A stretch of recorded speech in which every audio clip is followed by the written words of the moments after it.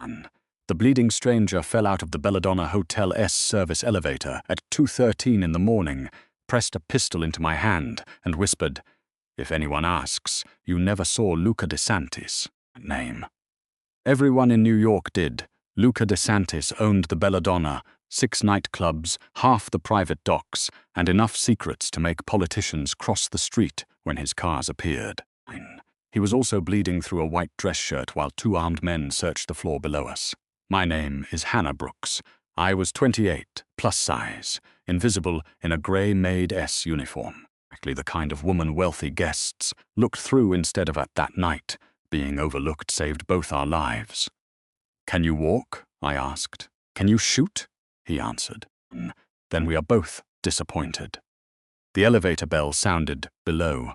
I pulled him into my linen cart, covered him with towels, and rolled him toward the laundry chute while blood soaked through the sheets. Men in hotel security jackets stepped from the stairwell. I recognized neither.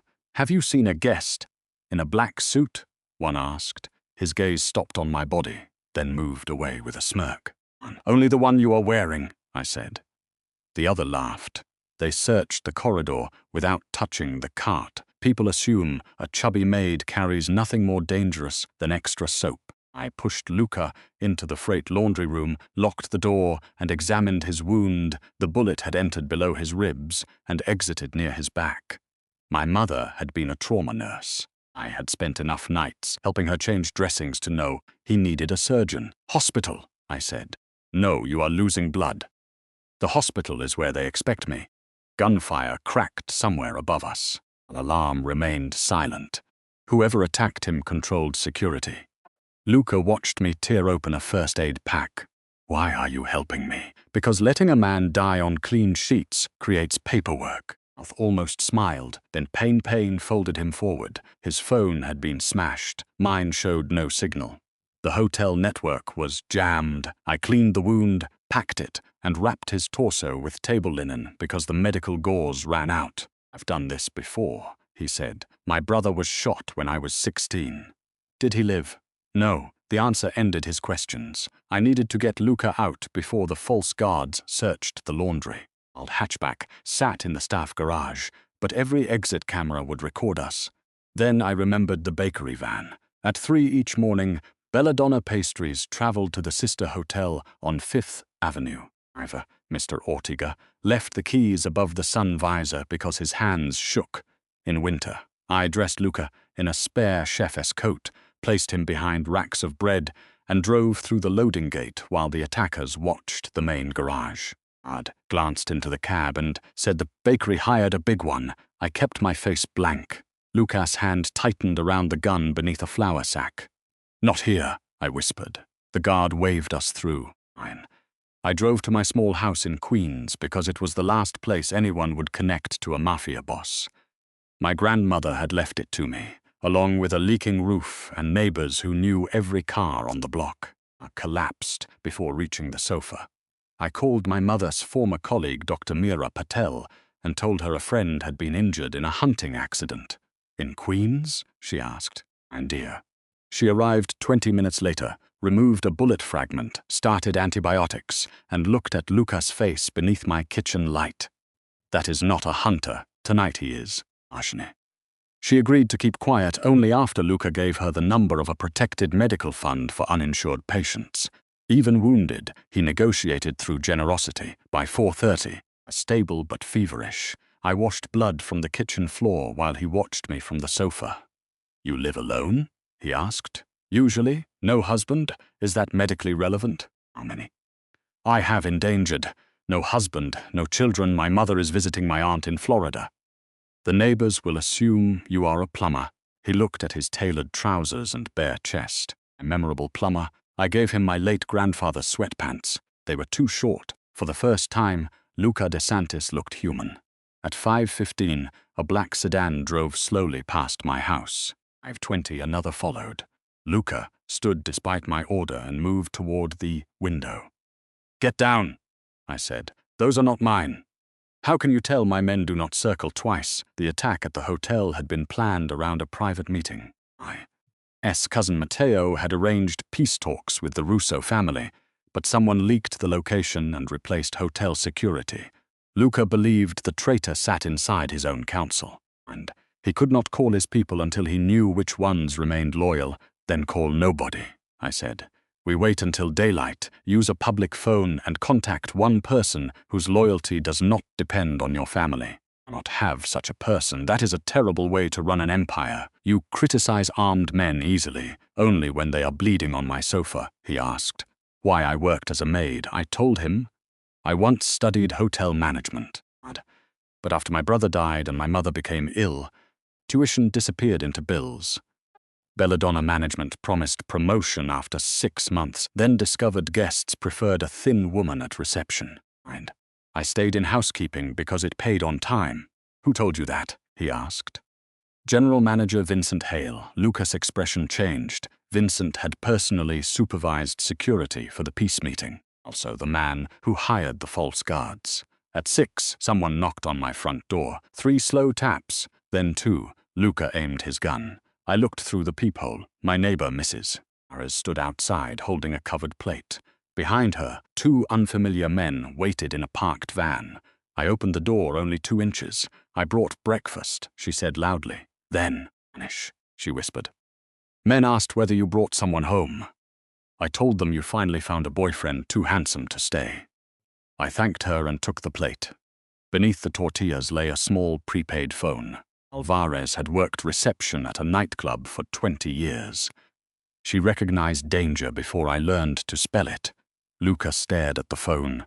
Your neighbor keeps emergency burners under breakfast of your network. Queens has grandmothers. We called Dr. Patel first. She confirmed the hotel news reported a gas leak and denied any shooting. Then Luca dialed a number from memory. Answered. This is Sister Catherine. The wolf missed Sunday Mass, Luca said. Then the shepherd is false, she replied. Luca relaxed by 1 degree. Sister Catherine ran the shelter Luca's mother founded. She owed no captain money and feared no family title. She contacted Luca's oldest driver, Paolo, using a church message chain. Paolo confirmed Matteo had declared Luca missing and assumed temporary control. And Vincent Hale told police Luca left the hotel voluntarily after stealing family funds. The traitors were preparing to call him a fugitive before announcing his death. At dawn, engines filled my street. A black car stopped outside. Then another. 12 in total surrounded my house bumper to bumper. Curtains moved along every window on the block. Luca checked his ammunition. Behind me. There are 12 cars. Your body is not a wall.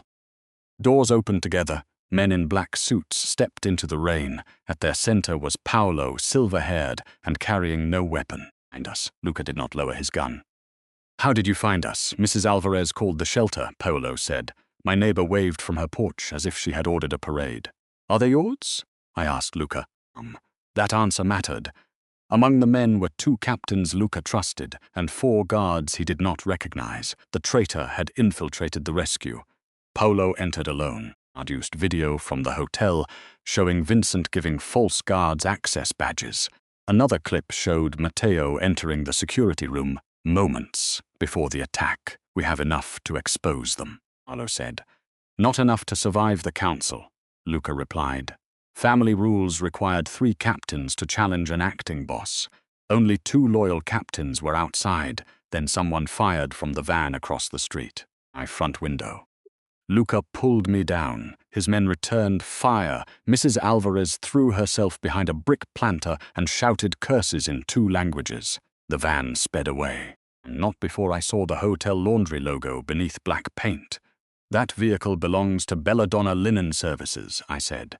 Vincent will erase the security files before police reach the hotel. I looked toward the 12 cars. Then, we return now. You can barely stand. I can sit in a car. That is not leadership. What do you suggest? I knew Belladonna's archive system.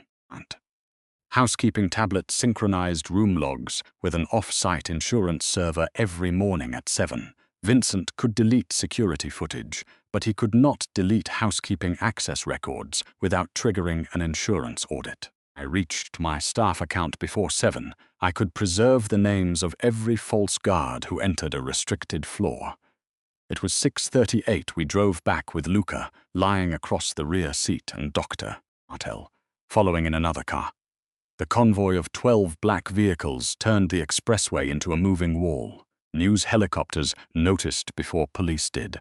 At the Belladonna, Vincent waited in the lobby beside Matteo and city detectives. I wore grief beautifully. "Cousin," he said, when Luca entered. Thank God, Luca's shirt was clean, his wound hidden beneath a black jacket, but I could see sweat at his temple, and pointed at me. "That maid kidnapped Mr. DeSantis after the attack." Everyone looked at the chubby woman in borrowed clothes standing beside the Mafia boss. It was an easy story to believe. "I'd me," Luca said. The lobby went silent. Matteo ordered Luca examined for medication or coercion. I walked to the reception terminal. Vincent blocked me. "You are fired. Account remains active until human resources processes." I entered. My 0719, the housekeeping server, opened. Every restricted door access appeared with timestamps, photographs, and device locations. 8 security badges had been issued from Vincent S. terminal at midnight. Matteo S. private code authorized them. At 6:59, I sent the report to the insurance server, police, and every captain in Luca's council. Vincent grabbed the keyboard, but it was too late. Matteo drew a pistol. Paolo's men surrounded him. "Our proof on a Maid S login?" Matteo asked Luca with disgust. "No," Luca replied. "You built your betrayal on the belief that a Maid S work leaves no record." Matteo fired toward the terminal. I moved between us. Taking the impact against his already wounded side, his protective vest stopped the bullet, but the force dropped him. I seized a brass desk bell and struck Matteo's wrist and slid across the marble. Paolo arrested him before he could reach it. Vincent tried to run through the service corridor. 3 housekeepers blocked the door with their carts. For years he had mocked their bodies, accents, and age. That morning none moved aside. The council removed Matteo and Vincent. Police charged them with attempted murder, conspiracy, falsifying evidence. Luca refused to handle the punishment privately, which shocked men who believed justice was weakest when seen. He spent 5 days in a hospital. I visited once. He left. At my house. "They suit you," I said. "They expose my ankles. A tragedy. He offered me money. I refused. He offered a house. I threatened to leave. Finally, he asked what the Belladonna owed its staff. I gave him a list. Fair promotion standards, correct uniforms, emergency authority, medical insurance, and a way to report management without retaliation. Fine. "This is longer than the list from my captains," he said. "Housekeepers notice more dirt." He implemented every item. Vincent S. office became an employee advocacy room, Mrs. Hired. Alvarez received free meals for life at the Belladonna and abused the privilege immediately. Dr. Patel's clinic gained permanent funding without Moretti control. Offered me director of guest operations after I completed a management program paid equally for any employee who qualified. I accepted the education before the title. 6 months later, I graduated. At the ceremony, 12 black cars appeared outside the community college. Students panicked until Mrs. Alvarez stepped from the first one wearing sunglasses. Luca emerged from the second. "Excessive," I told him. I was informed. 12 cars have sentimental value. They frightened the dean. He moved your name to the front. That makes it worse. Luca smiled, not the controlled expression he used for cameras, finished, but the one that made him look like the wounded man in borrowed sweatpants. Our relationship began slowly. I did not become his reward for surviving, and he did not become proof that a plus-size woman could be loved. Nice. We chose each other after arguments, boundaries, ordinary dinners, and the discovery that he hated cilantro while I put it on everything. On the anniversary of the attack, the Belladonna installed a plaque near the laundry elevator. It did not mention Luca Empire or the 12 black cars. It read, "To the workers who see what power overlooks." The night Luca nearly died, armed men searched an entire luxury hotel and ignored the woman pushing a linen cart, after my body, my uniform, and my place in the building. By dawn, their plan had failed because the maid they refused to see knew every door, every schedule, every record. My grandmother worth calling. 12 black cars surrounded my little house, but the most powerful thing on that street was not a weapon or a mafia name. It was the network of ordinary people who decided I would not stand alone. I believed the danger had ended when Matteo and Vincent were taken from the Belladonna in handcuffs, but 3 weeks later Mrs. Alvarez found a black envelope beneath the flower pot on my porch. It was a photograph of the 12 cars that had surrounded my house at dawn.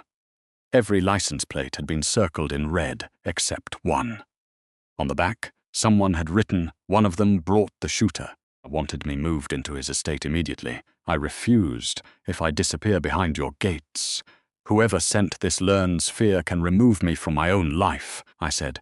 "If you stay here," again. Then we improve the house, the street, and the investigation. We do not turn protection into relocation. He disliked my answer, but listened. Cameras appeared on the block only after every neighbor approved their placement.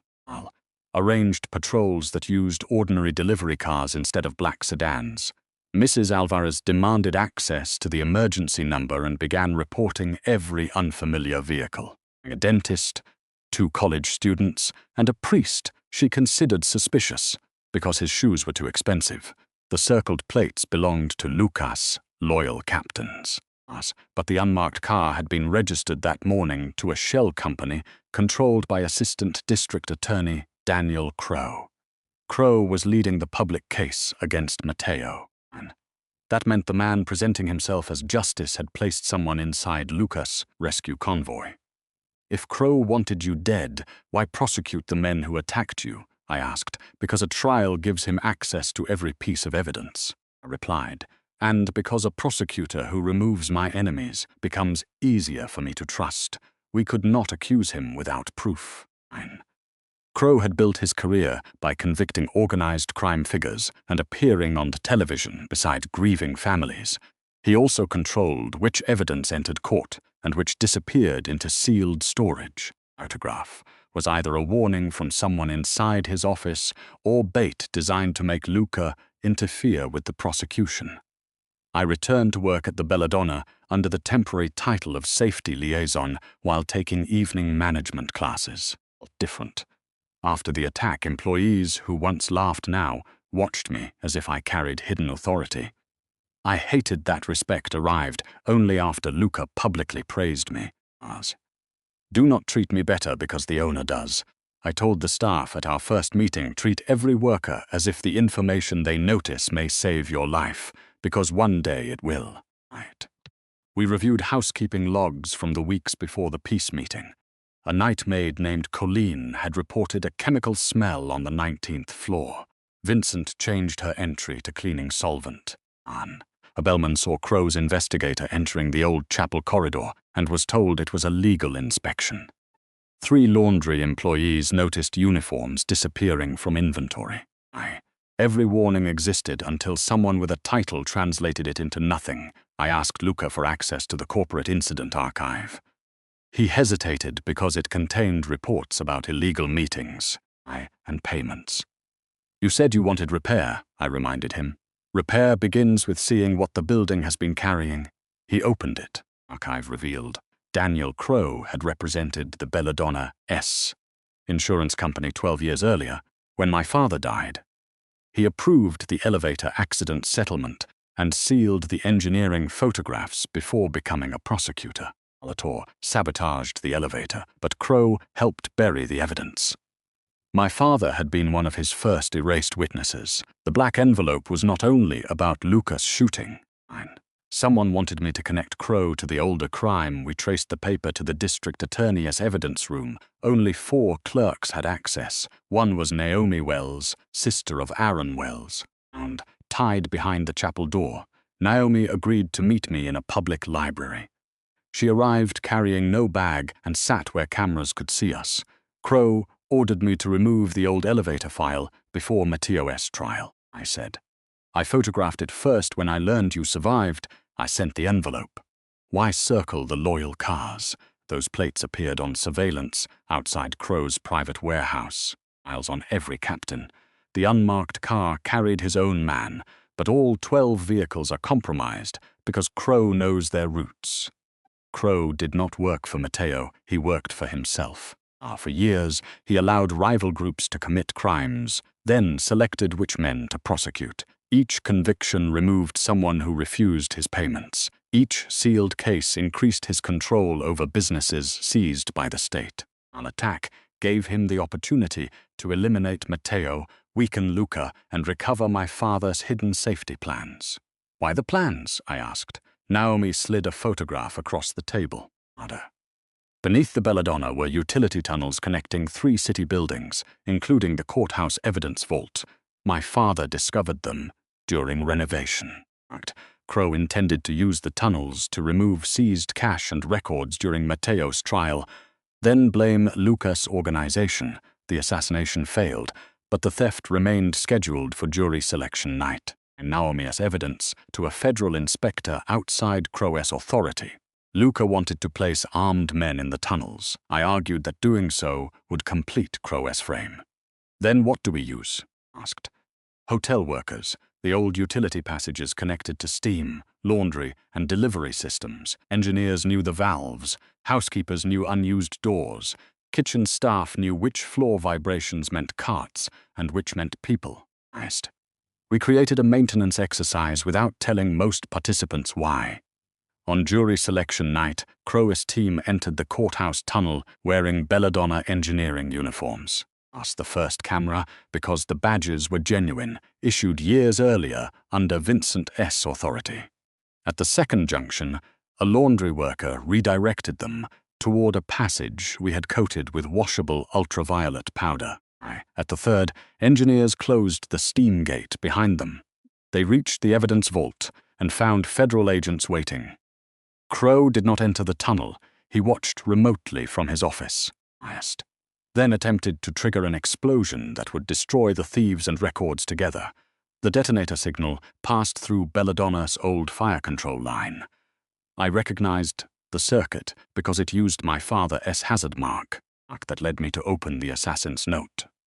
He copied Dad's system, I said. Then he made the same mistake. Salvatore did, Luca replied. Crow believed the line still controlled the tunnel ventilation. Other had rerouted it to the pastry kitchen after discovering the illegal connection. When Crow pressed the detonator, every oven alarm in the abandoned kitchen sounded, recording the exact command source without igniting anything. Federal agents traced it to his office. Crow ran. He entered the Belladonna through a courthouse passage and seized Naomi near the archive room. Luca and I reached the lobby as he dragged her toward the private elevator. Scattered. Crow held a gun beneath her jaw and shouted that Luca had forced him to falsify cases. Every camera is recording, I said. That is what you want, isn't it? A final story where the Mafia boss controls the prosecutor, controls this city. Then why did you need my father's tunnels? His eyes moved toward me. Vanity made him answer. Your father was a maintenance man who found a system he could not understand. Understood enough to defeat you twice. Crow fired toward me. Luca pulled Naomi down and Paolo struck Crow from behind the reception column. The bullet broke the gold crest above the desk where I once sorted envelopes. Crow was arrested in the same lobby where he expected to manufacture his final lie. His files reopened dozens of cases. Some convicted men were guilty of other crimes, but that did not justify fabricated evidence. Luca agreed to independent review even when it threatened his allies. Truth cannot become conditional when it reaches people we dislike, I told him. He answered, I am learning that from an exhausting teacher. Death record was formally changed from workplace accident to homicide conspiracy. The city offered a settlement. I used part of it to create an engineering scholarship for hotel workers. The maid whose chemical warning Vincent erased became the first recipient. She asked whether she needed to become a hero like me. No, I said, you already reported what you smelled. Failed after you spoke. The scholarship is not payment for heroism. It is investment in someone who paid attention. My classes became harder as work expanded. Exam, and sat in my car crying, because saving a Mafia boss had not made accounting easier. Luca found me there, but did not offer to fix the grade, buy the school, or threaten the professor. He brought coffee and asked whether I wanted company or silence. Company, I said. He sat in the passenger seat while I complained for 20 minutes. That small restraint mattered more to me than the 12-car convoy. Anyone powerful could surround a house. Very few powerful men knew how to sit beside a disappointed woman without trying to control the ending. Passed the course on my second attempt. At graduation, Luca arrived in one car, not 12. Mrs. Alvarez arrived in a rented limousine with 7 neighbors and a banner large enough to block traffic. Told him. Not to be excessive, she said. You never told me. I became general manager of the Belladonna 2 years after the night I hid Luca in a linen cart. My first office was Vincent's old room. I moved the desk away from the window and installed a round table where cleaners, engineers, cooks, and managers met at equal height. Incident reports could not be edited without preserving the original language. Every employee had emergency authority to stop unsafe work. The system was tested when a celebrity wedding brought 800 guests and a junior dishwasher smelled gas beneath the ballroom. Active wanted to continue because evacuation would cost millions. The dishwasher pulled the alarm. A cracked pipe was found behind the stage. No one called her dramatic. The event resumed the next day, and the executive apologized publicly because the policy required accountability from titles, not only workers. And I continued building a life between his dangerous world and my insistence that danger not become our identity. I met families harmed by the Moretti organization and refused to let charitable donations replace restitution. He closed routes. His father considered sacred and lost captains who preferred the old empire. Some nights he returned exhausted and asked whether change was worth becoming weaker. Confusing. Fewer frightened men with less strength. I said again, you are confusing fewer frightened men with less strength. I heard you the first time. Then stop asking questions. You want answered differently. And he would smile. And we would eat dinner in my small kitchen because I never moved permanently into the estate. Eventually, we bought a house together on my street in both names, our hidden rooms, and a front porch large enough for Mrs. Alvarez to supervise. The 12 black cars returned once more on our wedding day. I had forbidden a convoy. But the drivers came without orders. I carried hotel employees, clinic workers, neighbors, and families whose cases Crow had buried. The vehicles that once looked like a threat became transportation for witnesses to a different kind of power. I wore a dress made for my body, not a smaller future version of it. Luca wore my grandfather's repaired cufflinks. Paolo drove us to the Belladonna, where the old chapel had become the employee archive, buried beneath the wall.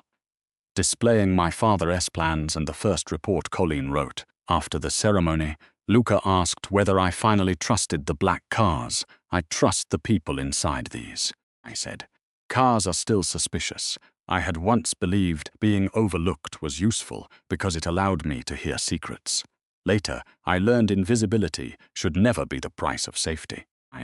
The goal was not to become the exceptional maid a powerful man noticed. The goal was to build a hotel, a street, and a family where nobody's warning required blood on the floor before it mattered.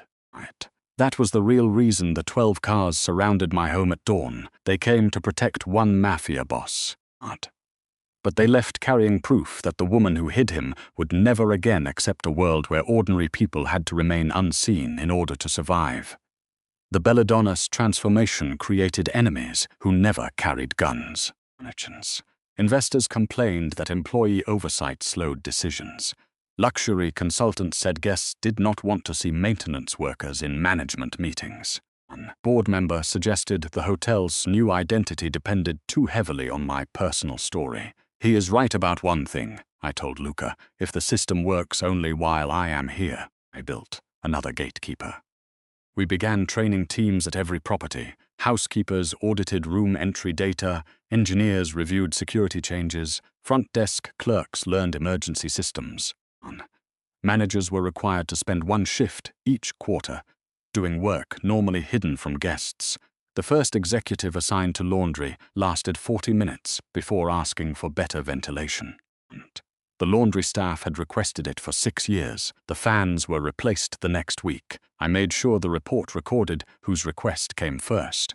When the hotel won an industry safety award, I invited Luca and me to accept it. We sent Colleen, the dishwasher who stopped the gas leak, and Mr. Ortega, whose bakery van carried Luca out during the attack. Ortega wore a tuxedo and kept his bread delivery cap on through the entire ceremony. They tried to remove it, he told me. I reminded them the award is about listening to workers. Alvarez demanded a photograph with him. Their picture hung in the lobby where Vincent once ordered me removed. My mother returned from Florida after learning most of the truth from television.